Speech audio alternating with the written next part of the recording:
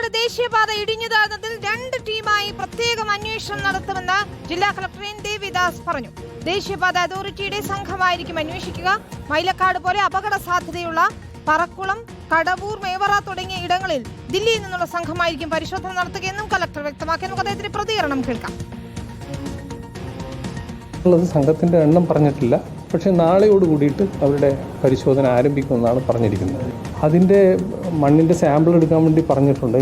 ഞങ്ങളുടെ ഉദ്യോഗസ്ഥരോട്, ജിയോളജിസ്റ്റിനോടും അതുപോലെ തന്നെ അതുമായി ബന്ധപ്പെട്ടിട്ടുള്ള ഉദ്യോഗസ്ഥരോടും PWD NHന്റെ എക്സിക്യൂട്ടീവ് എഞ്ചിനീയറോടെല്ലാം അതിൻ്റെ സാമ്പിൾ കളക്ട് ചെയ്തിട്ട് പരിശോധനയ്ക്ക് അയക്കാനുള്ള നിർദ്ദേശം കൊടുത്തിട്ടുണ്ട്. അതോടൊപ്പം NHന്റെ വിദഗ്ധ പരിശോധക സംഘം അതിൻ്റെ കൂടി കാര്യങ്ങൾ പരിശോധിക്കും. ഉപയോഗിക്കാവുന്നതാണോ എന്നുള്ളത് പരിശോധിക്കേണ്ട അവരുടെ എഞ്ചിനീയറിംഗ് വിങ്ങാണ്, സാങ്കേതിക വിദഗ്ധരാണ്. അപ്പോൾ അത് അവർ അതിനനുസരിച്ചായിരിക്കും ചെയ്യുന്നുണ്ടാവും.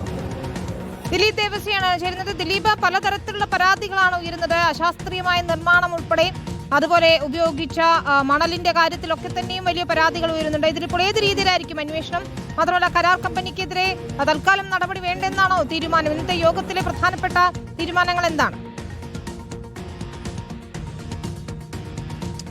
വിനീത, ഇക്കാര്യത്തിൽ പറയേണ്ടത് കരാർ കമ്പനിക്കെതിരെ ഉണ്ടാകുന്ന നടപടി എങ്ങനെയായിരിക്കും എന്നുള്ളത് ഇതിൻ്റെ റിപ്പോർട്ട്, അതായത് ദേശീയപാത സംഘം അന്വേഷിച്ചതിന് ശേഷം അതിൻ്റെ റിപ്പോർട്ട് ലഭിക്കേണ്ടതുണ്ട്. അതിനുശേഷമായിരിക്കും അത്തരം കാര്യങ്ങളിലേക്കുള്ള നടപടി ഉണ്ടാകുക എന്നുള്ള കാര്യങ്ങളാണ് അറിയുന്നത്. മറ്റൊരു കാര്യത്തിൽ ഈ മൈലക്കാട് ഉണ്ടായ അതേപോലുള്ള അപകടം ഉണ്ടാകാനുള്ള സാധ്യത പറക്കുളം, മേവറം അതുപോലുള്ള സ്ഥലങ്ങളിലും ഉണ്ട് എന്നുള്ളൊരു കാര്യം കൂടി. ആ സ്ഥലങ്ങളിൽ പ്രത്യേക അന്വേഷണ സംഘം, അതായത് ദേശീയപാത അതോറിറ്റിയുടെ തന്നെ പ്രത്യേക അന്വേഷണ സംഘം അന്വേഷണം നടത്തും. ആ സംഘം നാളെ എത്തുമെന്നുള്ള കാര്യം കൂടിയാണ് അറിയിച്ചിരിക്കുന്നത്. ഇന്ന് കളക്ടർ വിളിച്ചു ചേർത്ത അടിയന്തര യോഗത്തിൽ പറഞ്ഞിരിക്കുന്ന പ്രധാന കാര്യം ഇങ്ങനെയാണ്. അതായത് 8-ാം തീയതി ആകുമ്പോഴേക്കും ഈ റോഡ്, സർവീസ് റോഡ് പൂർണ്ണമായും ഗതാഗത യോഗ്യമാക്കുക എന്നുള്ളതാണ്. കാരണം ഇപ്പോൾ പോലും ഗതാഗതം തിരിച്ചുവിട്ടിരിക്കുന്ന സാഹചര്യമാണുള്ളത്. വലിയ വാഹനങ്ങൾ അടക്കം KMMLന്റെ ഭാഗത്തുനിന്ന്, അതായത് ചവറ ഭാഗത്തുനിന്ന് തിരിഞ്ഞ് കൊട്ടാരക്കര വഴി തിരുവനന്തപുരത്തേക്ക് പോകുകയാണ് ചെയ്യുന്നത്.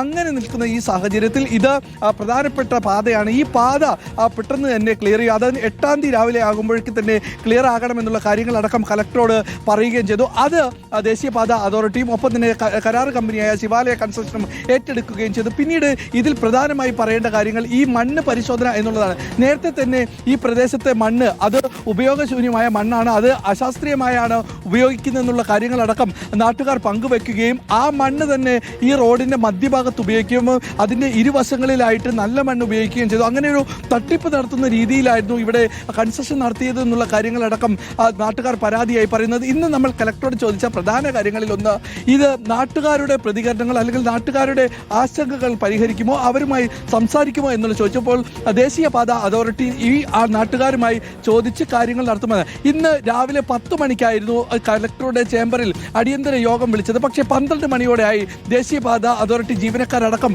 എത്തുമ്പോൾ 12 മണി വിവിധ വകുപ്പുകൾ, അതായത് റവന്യൂ വകുപ്പും വാട്ടർ അതോറിറ്റി, KSEB, പോലീസ്, അങ്ങനെ വിവിധ വകുപ്പുകളിലെ ഉദ്യോഗസ്ഥരടക്കം ഈ യോഗത്തിൽ പങ്കെടുക്കുകയും ചെയ്തിരുന്നു. എന്തായാലും സംഭവവുമായി ബന്ധപ്പെട്ട് ഇപ്പോൾ അന്വേഷണം നടത്താനുള്ള ഒരു സമിതിയടക്കം ഹൈവേ രൂപീകരിക്കുകയും ചെയ്തിട്ടുണ്ട്. അങ്ങനെ ആ അതോറിറ്റി രൂപീകരിച്ച് അന്വേഷണം നടത്തുന്ന നാളെ തന്നെ അന്വേഷണം നടക്കുകയും ചെയ്യും. അതിനുശേഷം റിപ്പോർട്ട് എങ്ങനെയാണോ വരിക, ഈ മണ്ണ് തന്നെയാണ് ഉപയോഗിക്കുക, അല്ലെങ്കിൽ ഈ മണ്ണിൽ എന്തെങ്കിലും കൃത്രിമം കാണിച്ചിട്ടുണ്ടോ, ഇത് മോശമായ മണ്ണാണെങ്കിൽ, അത് ഉപയോഗിക്കാൻ പറ്റാത്ത മണ്ണാണെങ്കിൽ അതിനെതിരെയുള്ള റിപ്പോർട്ടിന്റെ അടിസ്ഥാനത്തിൽ നടപടി ഉണ്ടാകുമെന്ന് തന്നെയാണ് ഇപ്പോൾ കളക്ടറും അറിയിച്ചിരിക്കുന്നത്.